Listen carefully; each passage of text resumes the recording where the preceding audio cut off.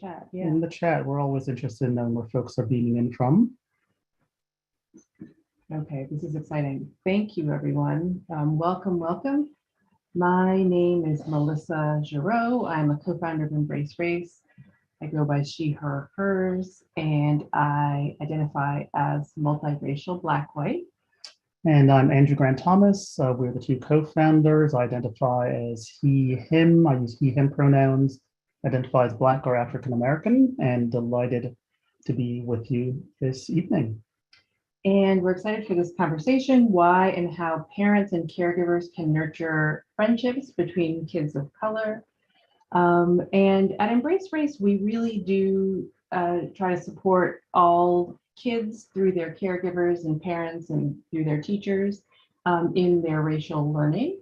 And one thing we notice in general is that the conversation around race relations is often, just in the general culture, is often between about relationships between white and not white, or white and Black, which are important dimensions. But what ends up happening, and we certainly provide people support on those dimensions as well at EmbraceRace, but what ends up happening is we don't, we feel, spend enough time talking about and helping caregivers and kids really focus on some of the relationships that matter a lot, or as much, if not more, in their day-to-day, because so often you've got communities of color brushing up against each other and going to school together and relating to each other, sometimes well, sometimes not as well. And, you know, just like we need help on the navigating relationships between white and non-white and understanding each other, we certainly do among our communities of color. So we're excited to have this conversation with a couple of guests that hopefully you've seen before. And the other thing we wanted to note up front is that we've invited Allison and Anastasia to have, you know, a conversation that has some uneasy dimensions to it. This is about, right, why and how parents and caregivers can nurture friendships between and among kids of color.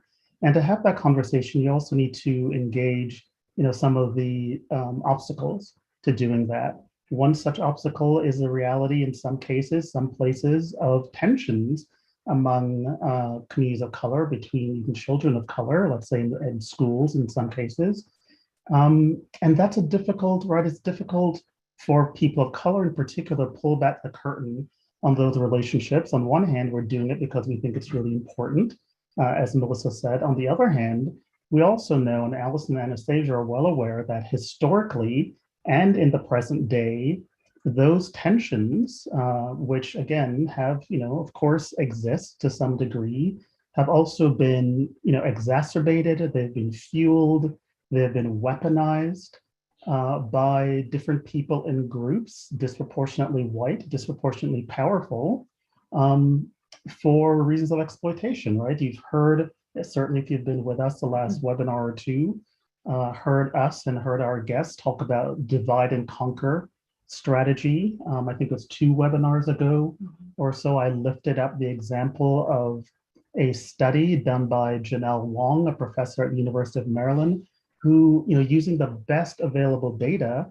found that more than 75% of anti-Asian hate crimes are committed by white identified people. And you would never get that understanding by looking at the images of violence, violent words and violent deeds directed against Asian Americans, right? In fact, Black Americans are disproportionately represented in media images of crimes against Asians and Asian Americans.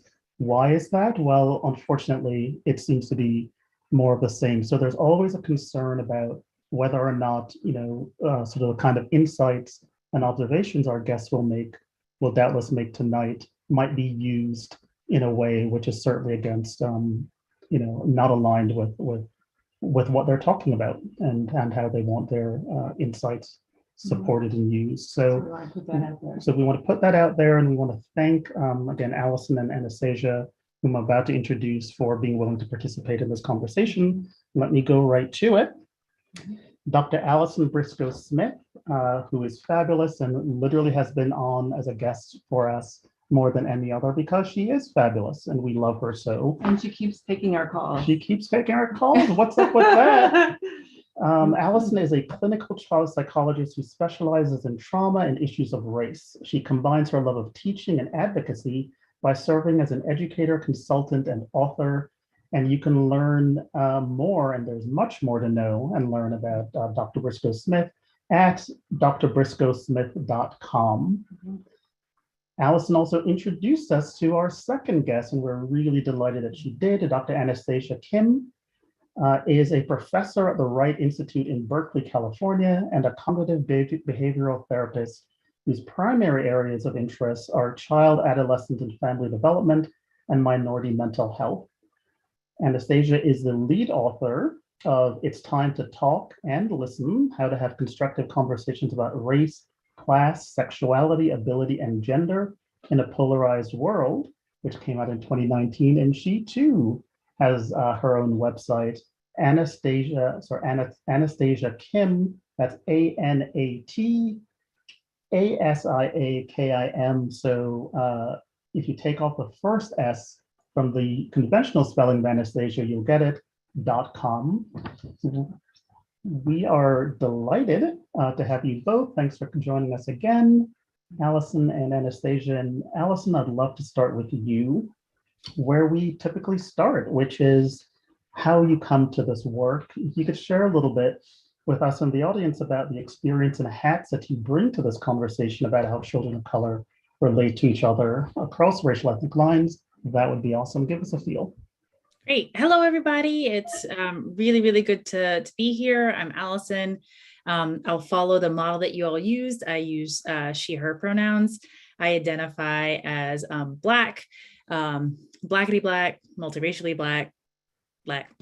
So that's my kind of identification. I also want to kind of locate, I am from and for Hawaii.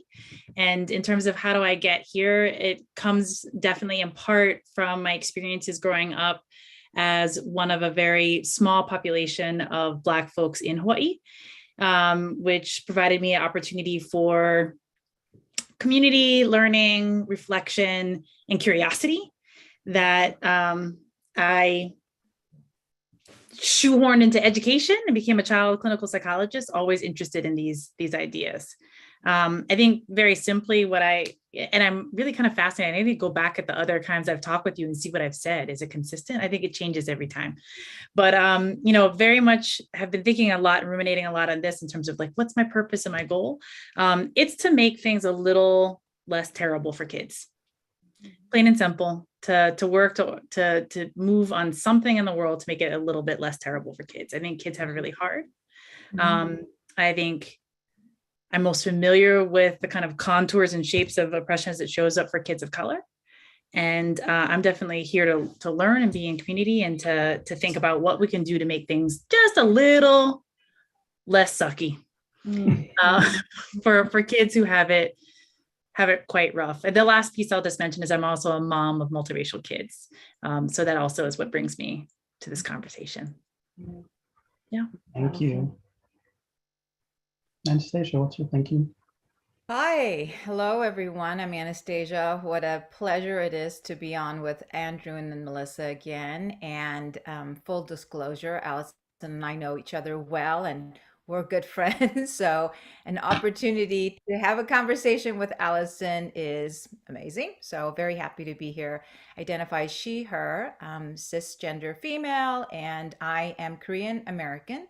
Grew up actually was born in Seoul. My family is from Jeju Island at the tip of the Korean Peninsula and came to this country in 1980 at the right old age of 8.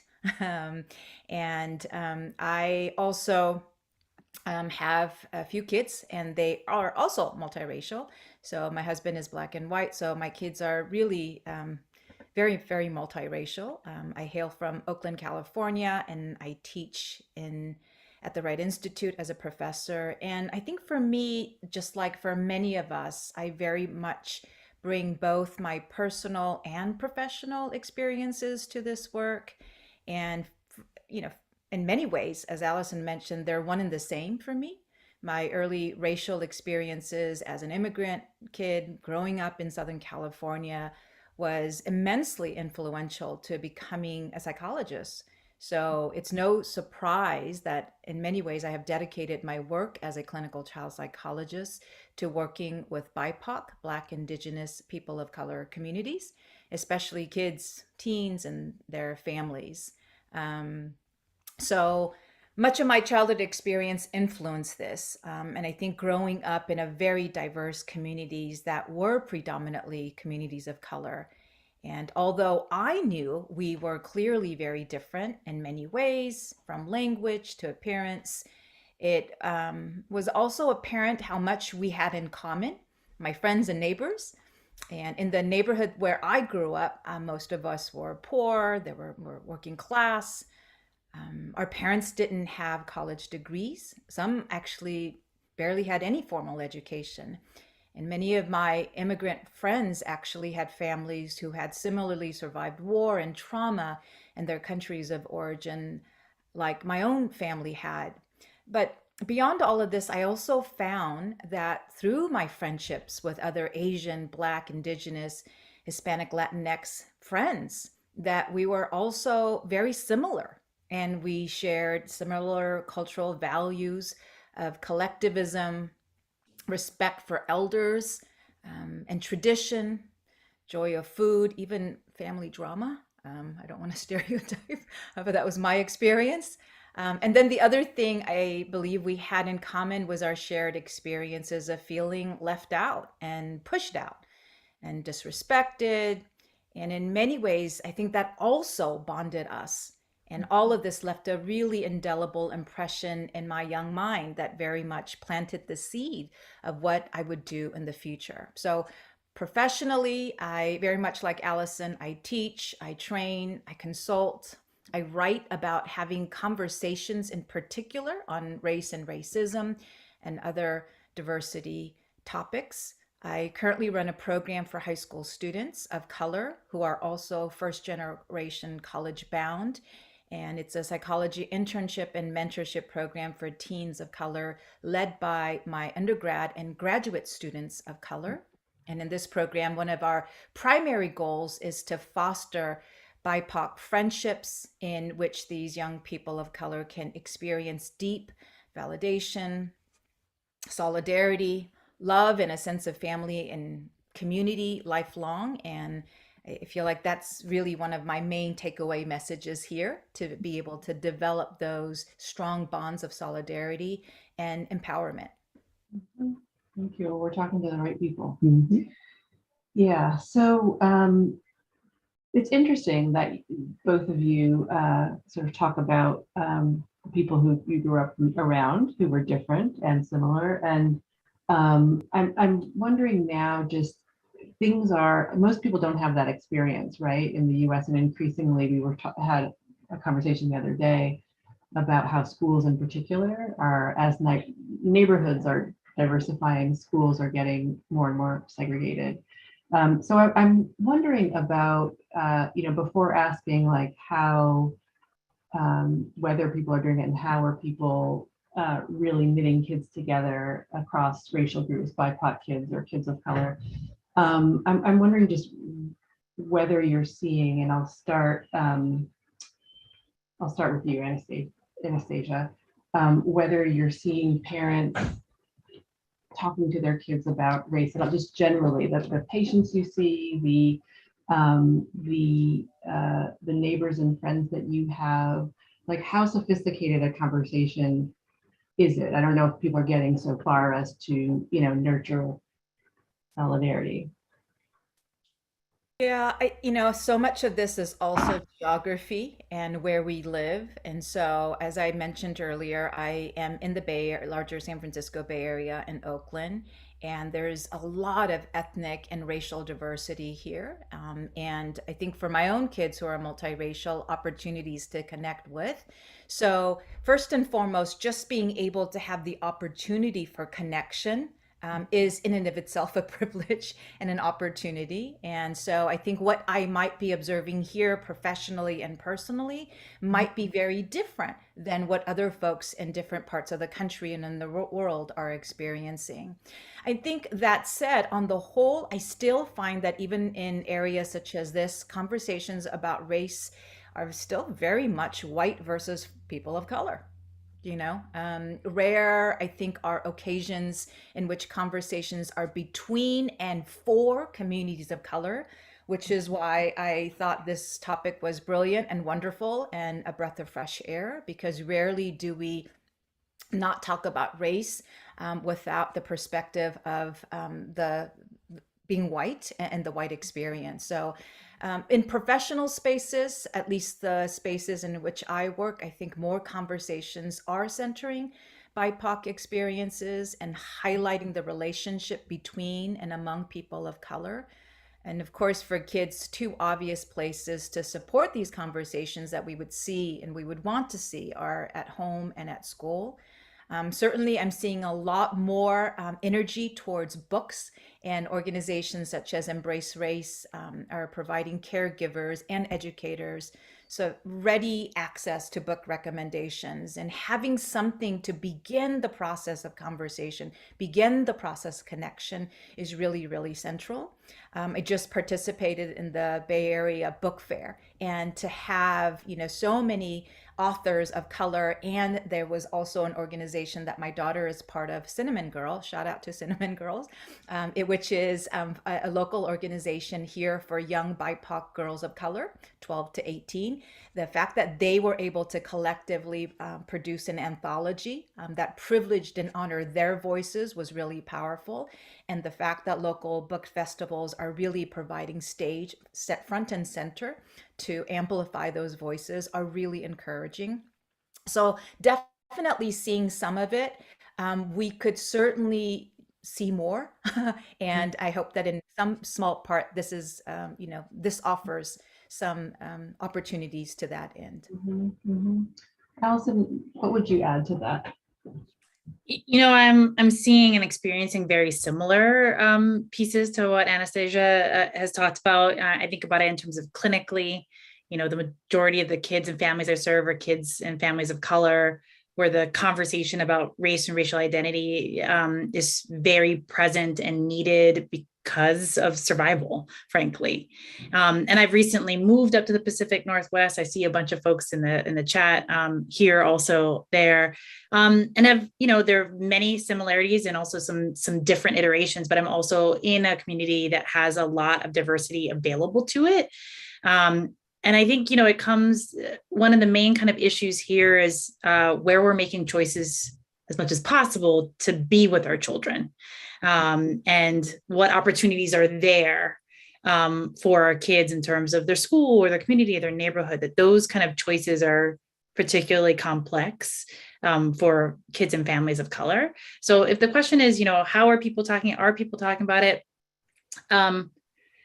I'm curious as at an empirical kind of level. I think there's a politicized conversation that wants to make us think that people aren't talking about it or only talking about it in particular ways. But there's some emerging information. There's a NPR survey that came out that actually indicates that parents are mostly talking about it and mostly fine. And that there's only a small, very active on fire group that's actually pushing the politicization that is actually not where most of us as parents really are.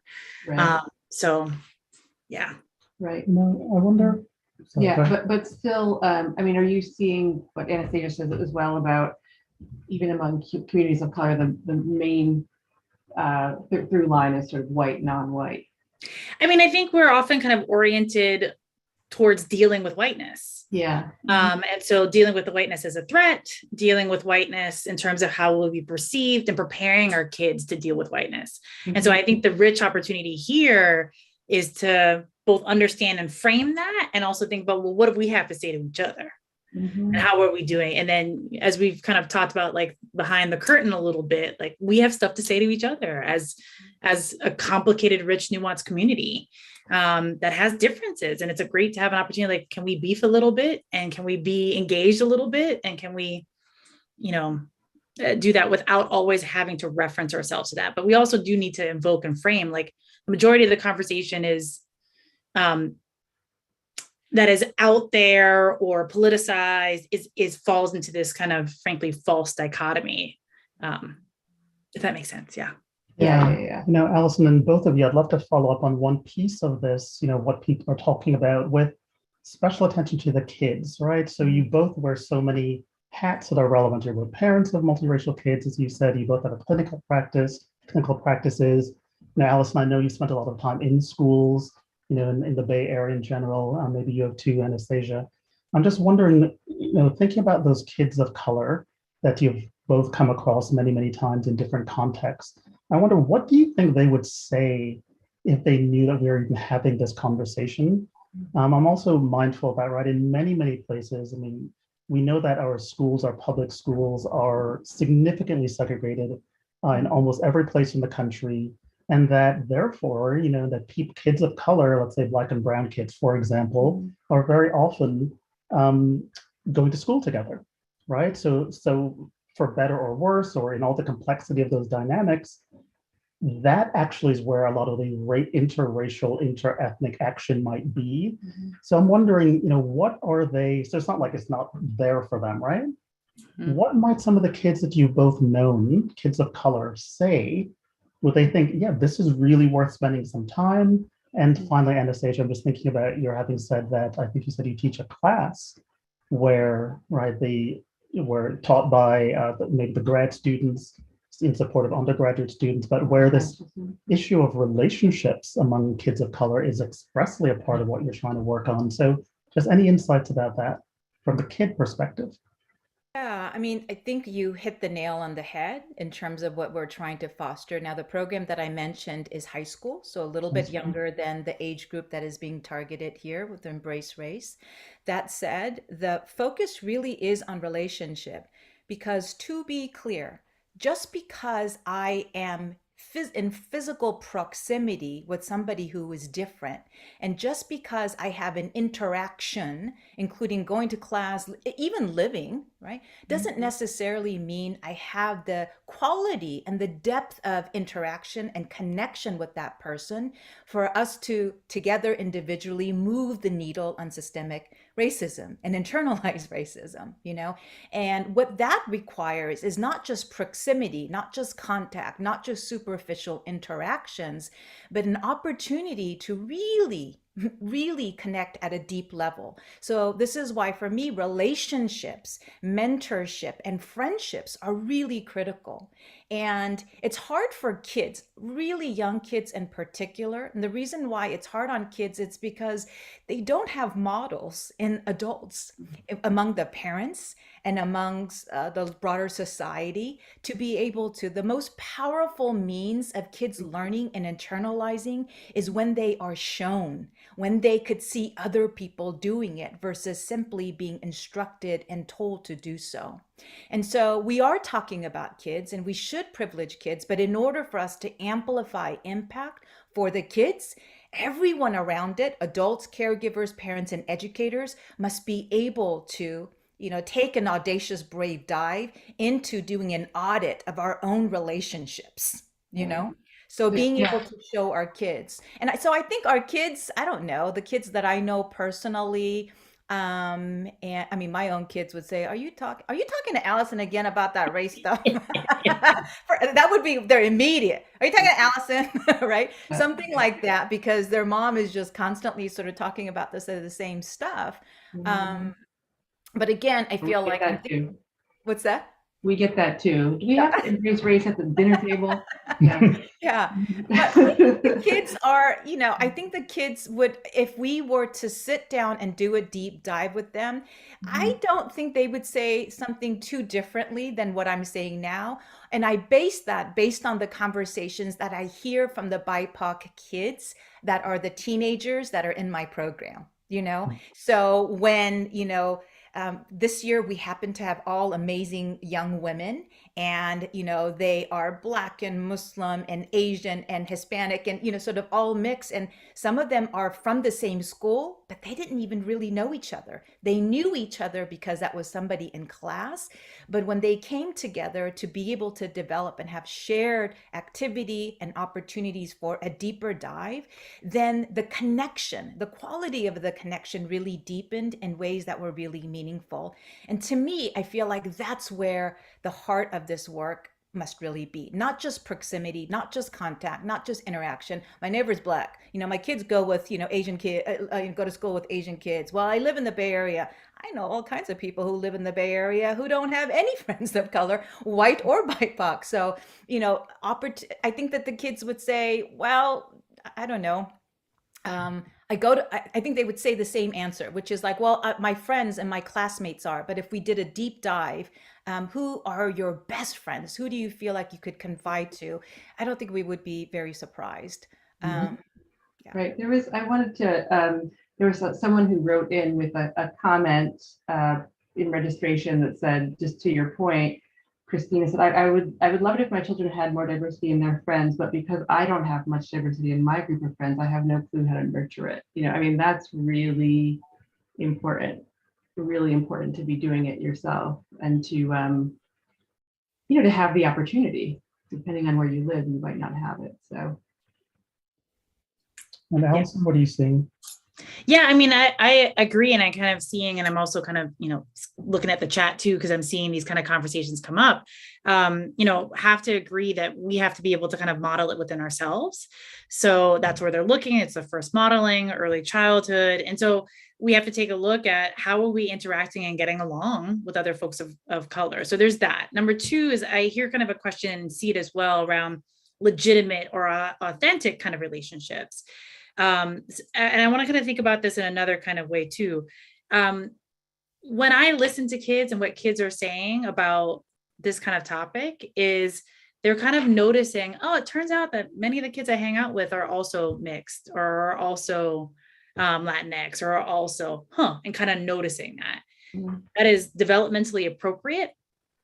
It is not a pathology, and it's not a sign that these kids don't know how to get along across racial lines. So there's a fantastic book called Why Are All the Black Kids Sitting Together at the Table by Beverly Tatum that I highly recommend everyone read. So the first piece is that while I hear people kind of think about how do we promote cross relationship, you have to have a safe base first. And within BIPOC communities, it's okay for affinity spaces. It's okay to have places. And in fact, developmentally, we need places to push because our kids need to kind of fight with each other and tease each other and play with each other. And sometimes it's harmful about like who's Blacker than who, but that is developmentally what kids need to be able to do. And I hear so often parents getting worried about some sort of sign or issue that is a problem. So I just want to start like a really good point. Mm-hmm. Let them have an affinity group. Mm-hmm. And what are the ways that you can kind of promote? I think Anastasia's model is one that we've tried to replicate at the school where we both teach. And so I've kind of taken her ideas and kind of try to replicate it for graduate students. So we have a group of BIPOC graduate students across multiple dimensions and multiple races, but we have a shared goal in mind, which is supporting the school. And then they get to form friendships. The research is super consistent that when you bring people together for superordinate goals or values, then you can connect. And Anastasia does this in the context of bringing folks together around psychology. But there's other ways of bringing folks to kind of together. And one of the common ways that we and kids are coming together around or across kind of our racial differences within BIPOC communities is honestly to talk about oppression. Mm-hmm. And to talk about how to manage racialized violence and how to be allies to each other. So that I think is challenging and not necessarily the funnest way that we want people to come together. Perhaps would be better over soccer or food, but we can kind of think that kids will come together and are coming together to talk about how to manage racial oppression. Yeah, that's really true. Yeah, we see that as well. And I mean, I think you referenced Beverly Daniels Tatum and Why Are All the Black Kids Sitting Together in the Cafeteria? And it does make me think of, she does talk about creating affinities, not just racial affinities, but that educators in that case don't often enough make connections between kids who are of different races. And we could say in this case, among BIPOC races, like you're a hip hop fan and so is so and so, or whatever, you both like this author, and just sort of try those ways of trying to connect around something else, which I think is what an interest, which you all were talking about, would seem to be a good way. I wonder what, Allison, I'm going to go to you to start, where you, if there are places with younger kids, you are seeing people nurture solidarity, and to what effect, how are they doing it, and what that has meant for them, or for those kids, those communities, those programs, if you see examples with younger kids. Mm-hmm. I mean, I think, and I think Anastasia kind of mentioned a group kind of like this, but I think about within Oakland, the Radical Monarchs, kind of a model of bringing kids together and kids of color together to learn about things like solidarity and activism. I think kind of all the way up a little bit older, I also again kind of see within kind of Oakland kids coming together around climate change, really mobilizing folks of color on these large kind of issues. But I also see that, the opportunities with young kids are the opportunities that we kind of think about, like a dance class or, an after school activity. And we often kind of think about how we can support our kids in these kind of extracurricular, but we can also be thoughtful about how do we construct something that is also affirming for our kids.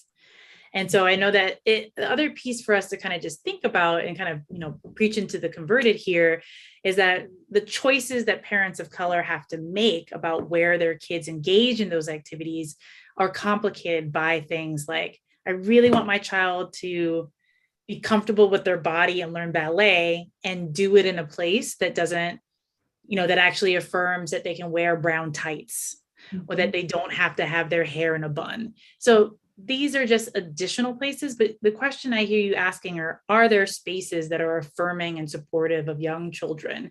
And I think the answer is yes. And they're most often kind of constructed by parents with a will and with a need.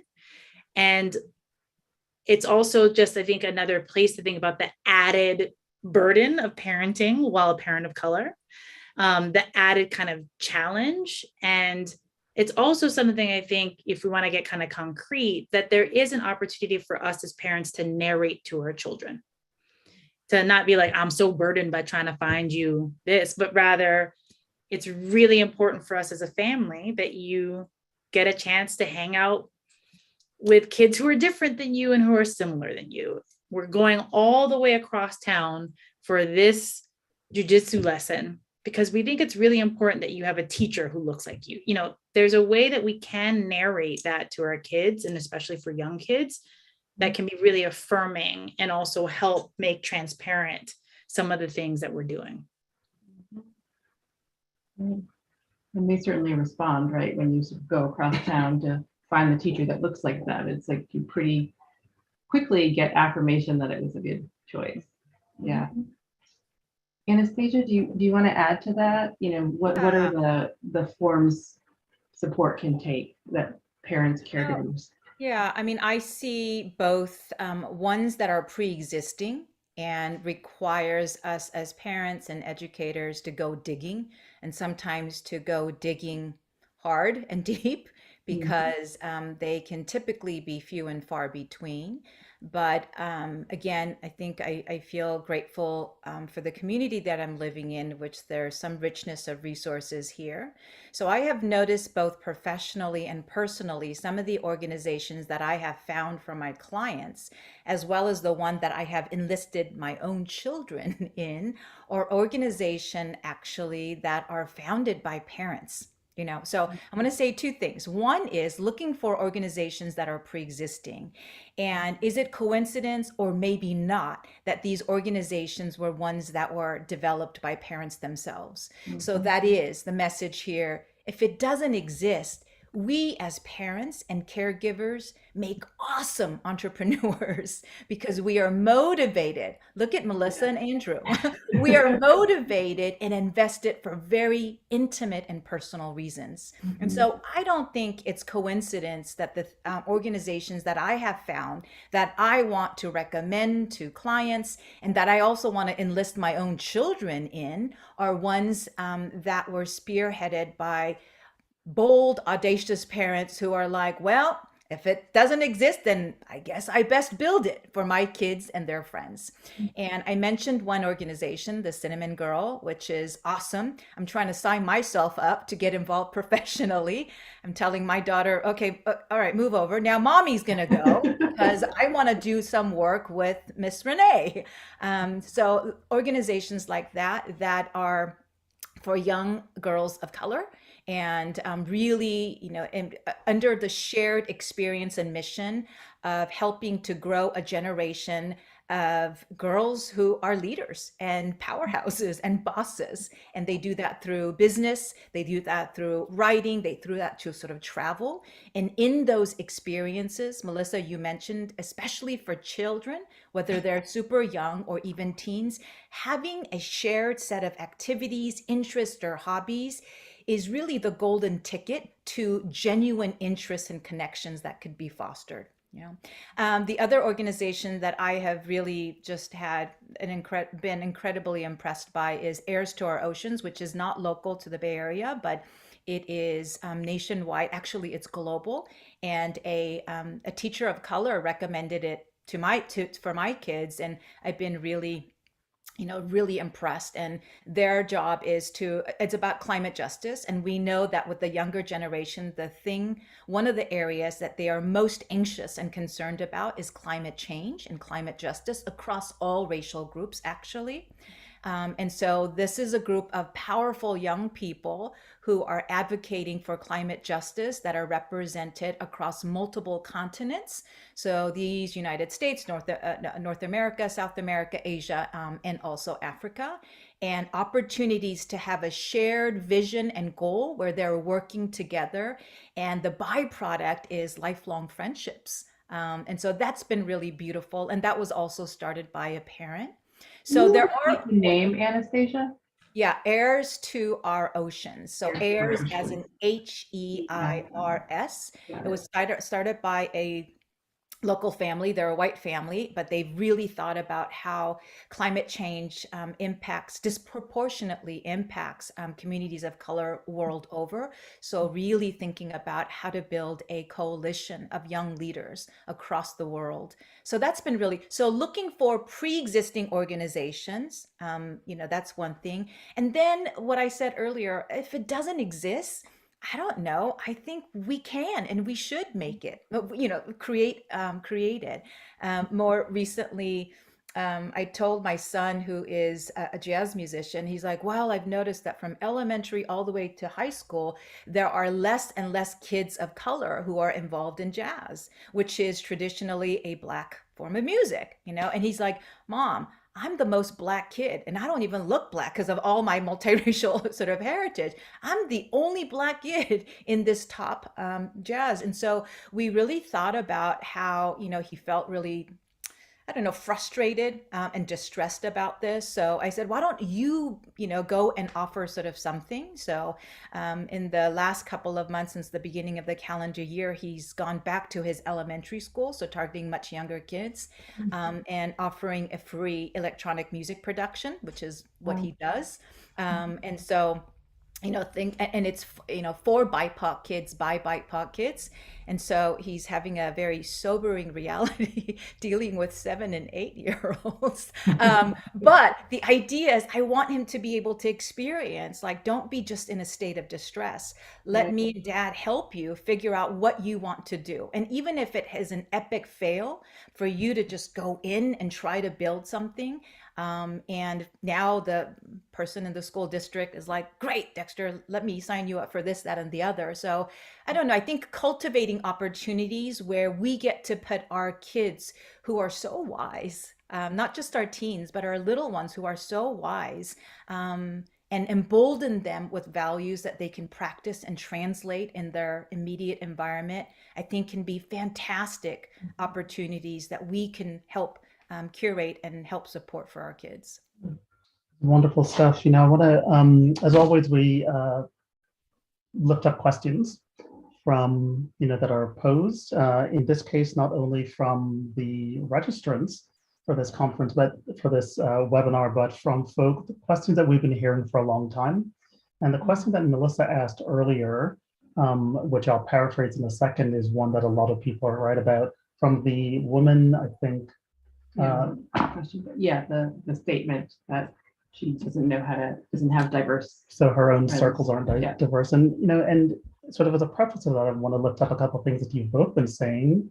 Number one, that, diversity doesn't mean friendships. It doesn't mean that's right. You're cultivating the kind of intimate relationships that people tend to conflate the two. We often say diversity is not integration, certainly. And this idea that, as a caregiver, there's a lot of work to do, right? So we do have, even at EmbraceRace, where most of the people come to us voluntarily, we do have some folks who I think come with the idea that, right, you can get a checklist, you can, let's say, buy a handful of books, or you could do something relatively easy and you've done your work. As opposed to, well, sometimes it is about the hard work of trying to help create opportunities for your child. It's about the hard work that you have to do on yourself, right? Sort of honest reflection and then acting on the basis of what you find. I want to go, and I'm also mindful of your having said that both of you grew up in quite diverse environments, which at least gave opportunity, right, to develop the kind of rich relationships it sounds like you both enjoyed, and that a lot of people really don't. So how do you respond with all that in mind to this with a statement, but we could frame it as a question of how do I do this work if my own, as an adult, my own circles are certainly not well integrated by race, ethnicity, and so on, but I do want to support my child to at least have those opportunities. What can that person do, and others, the many others like her? Allison, we'll start with you. The question that's coming to mind for me as you're framing this super important question is whether or not this is a white family asking, or whether or not this is a BIPOC family asking.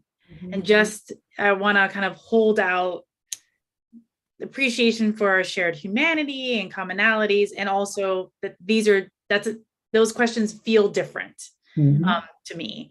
And so I don't know, that's a explicit question, like, do we know? And I can answer, or I can kind of, okay. So I'll also just kind of step into it in this way, which is that the data indicates that white folks tend to have fewer opportunities or seek out or are not in places to have as many BIPOC friends, period. There's a large study kind of about this. 75% of white folks have no Black friends. The issue for folks of color, and I'll again return to Black folks, is that's not as much as an issue. That while even living in segregated places, while even attending predominantly Black schools, that the necessity really is one of having to learn how to interact and connect and be friends with white folks. So I'm also kind of collapsing on this dichotomy again. So the question to me is a little bit different where it comes from. So let me focus this kind of question for BIPOC folks. So if the question is for BIPOC folks, hey, I'm a Black person and I notice I'm only hanging out with other Black folks. How do I expand my circle to include Koreans, to include other kind of folks? Then I do think we have to, as Anastasia said, we have to take our inventory about who we're spending time with. What are the circles that kind of create that time, and where can we kind of connect? And I think the things that are available to us, and as Anastasia is also saying, are things like, Do our children have shared interest? Is there an opportunity for me to kind of connect in terms of advocacy for my children?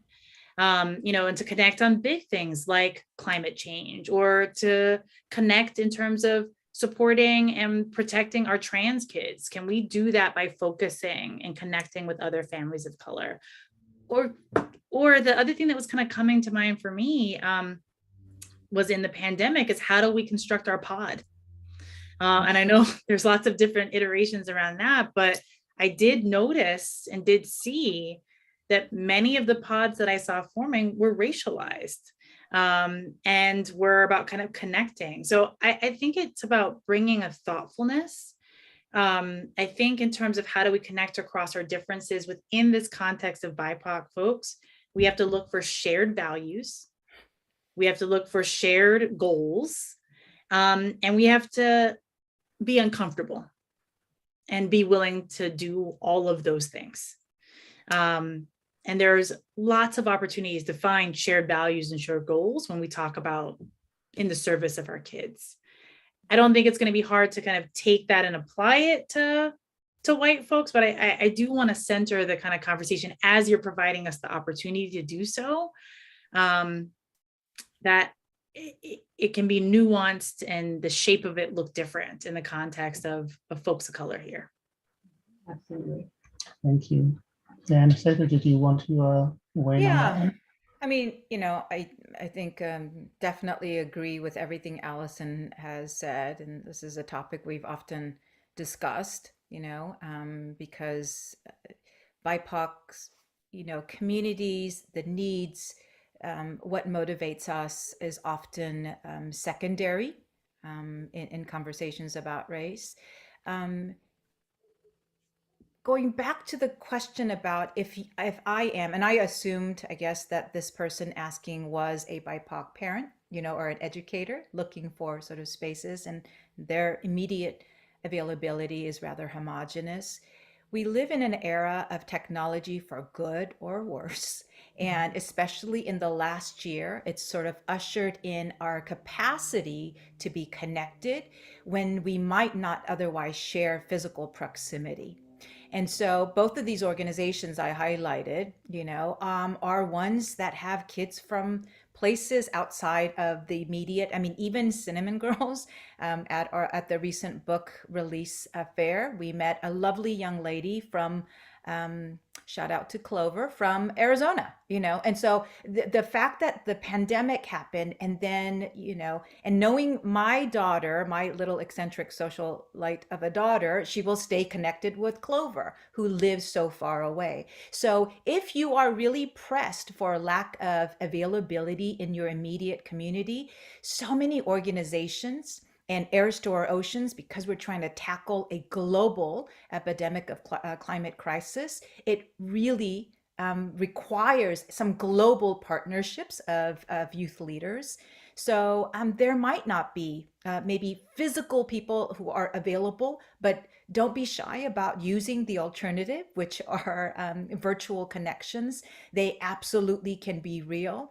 And when our kids grow into adolescence and beyond, that'll be one of the main modalities of connecting anyways. And so not being shy, absolutely about that. The other thing I want to say is, I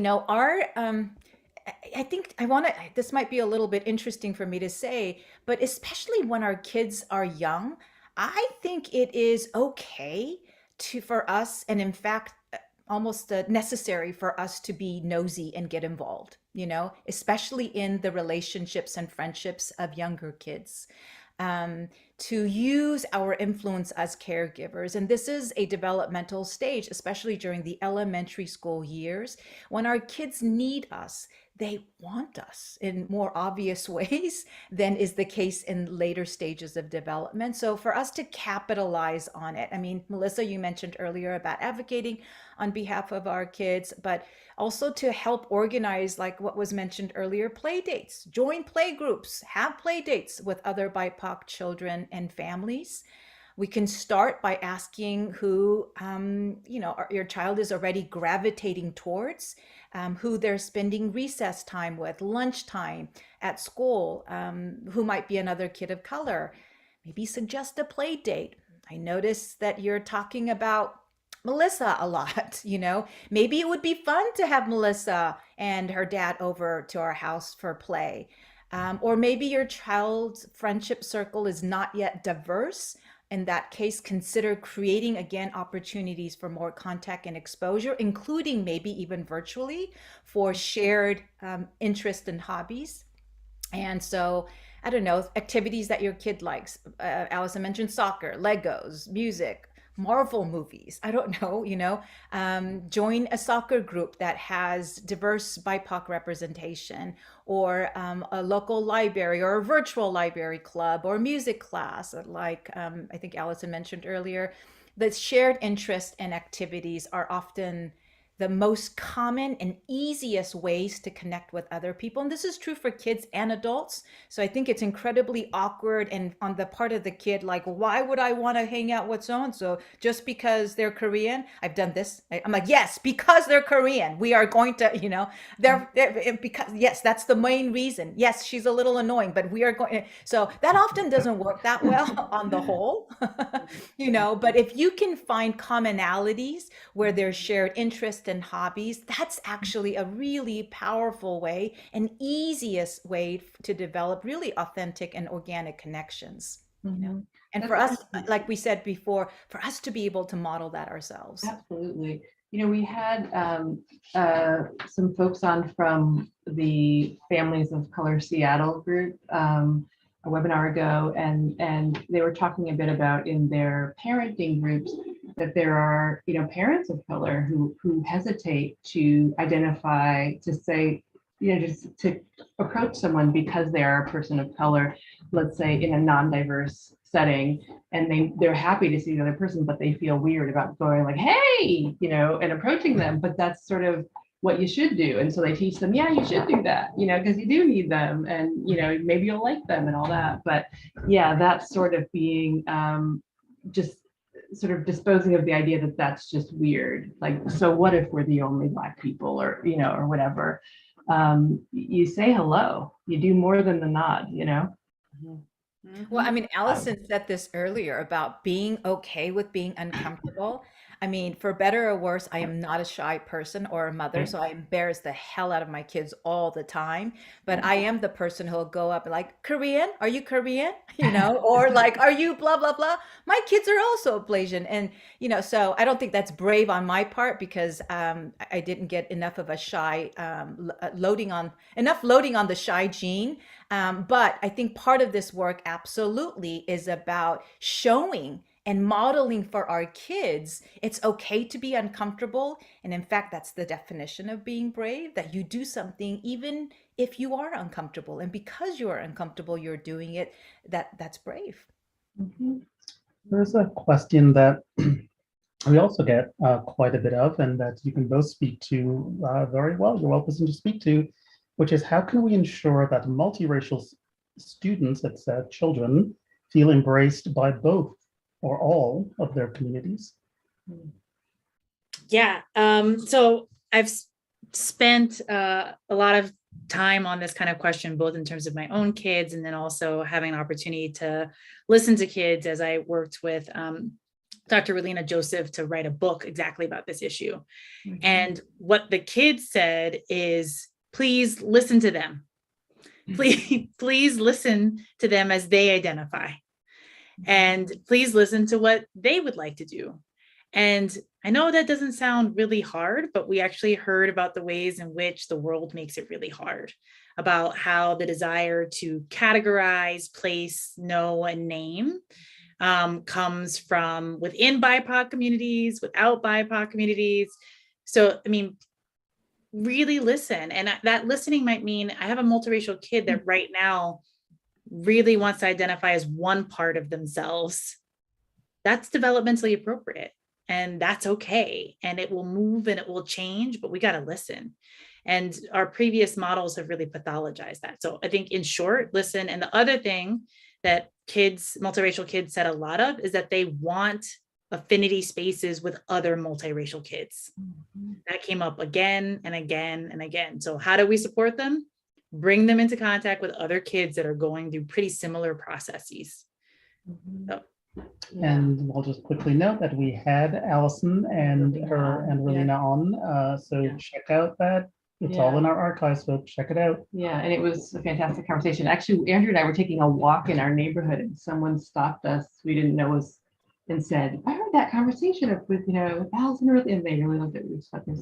You make people like us. You make our neighbors like us. Finally, like, oh, wow, it took a while. No, just kidding. And Anastasia, did you want to speak to that?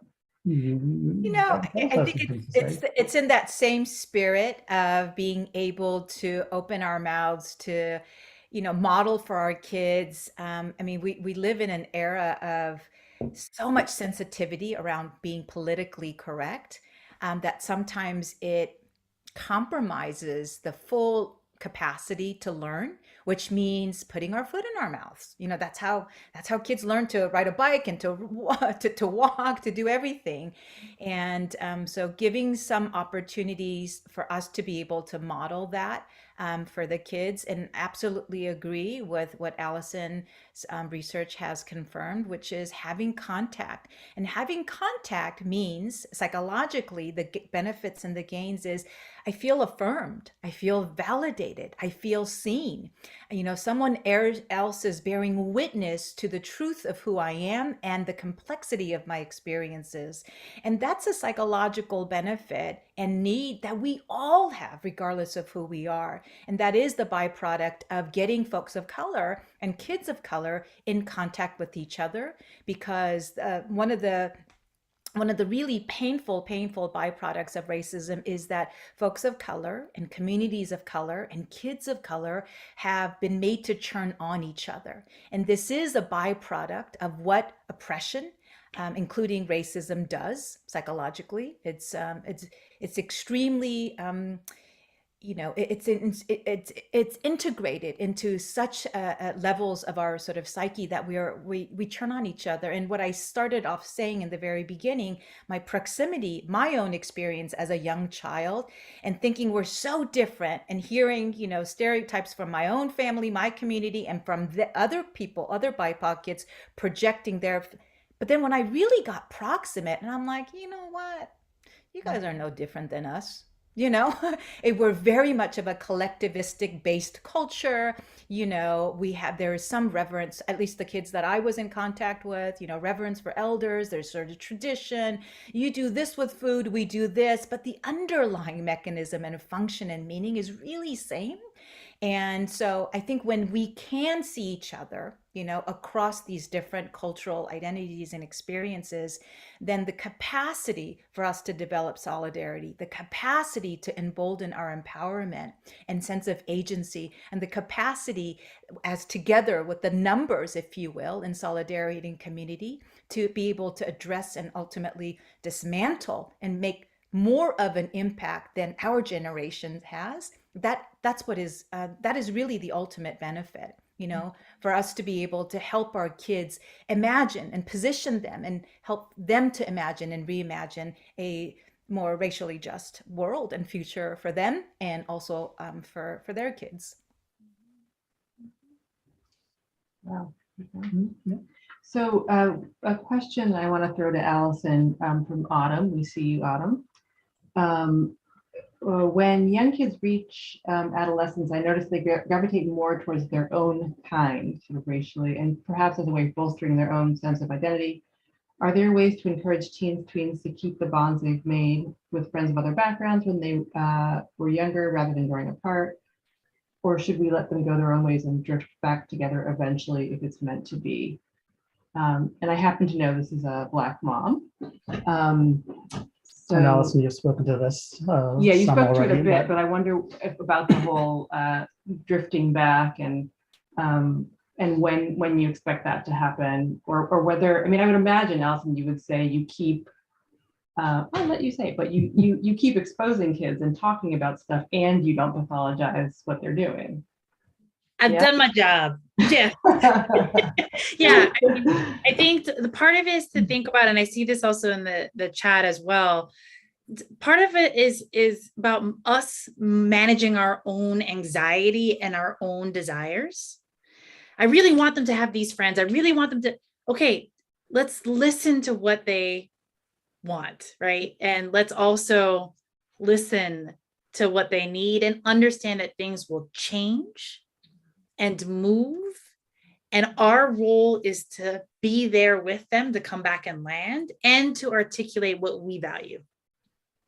So you don't have much of a choice. Let them do it, and hopefully they'll come on back to you to be able to do this. So I was putting my finger in my nose. The second option sounded really, what is our honest kind of option is to accompany our children and to be the safe place that they get to return to. You taught me well, Allison. So thank you both. We could talk all night, but this was really wonderful, just being with you and being with everyone in community. Thank As you. always, we get to time in a hurry with one, much less both of you. Thank you so much, not only for what you've shared today, but for the work you do, which is amazing and desperately needed, not least for young people of color, especially these days. So thank you so much. And thank you always to our interpreters, to Chris behind the scenes, helping us go, to Mira, of course, to all of you who came and left great comments in the chat. Thank you. And I would be remiss if I didn't say something that Chris wants us to say.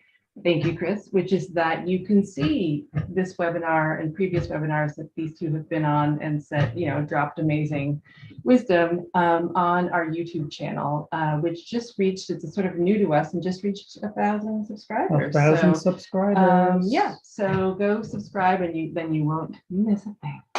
Thank you. Take care, folks.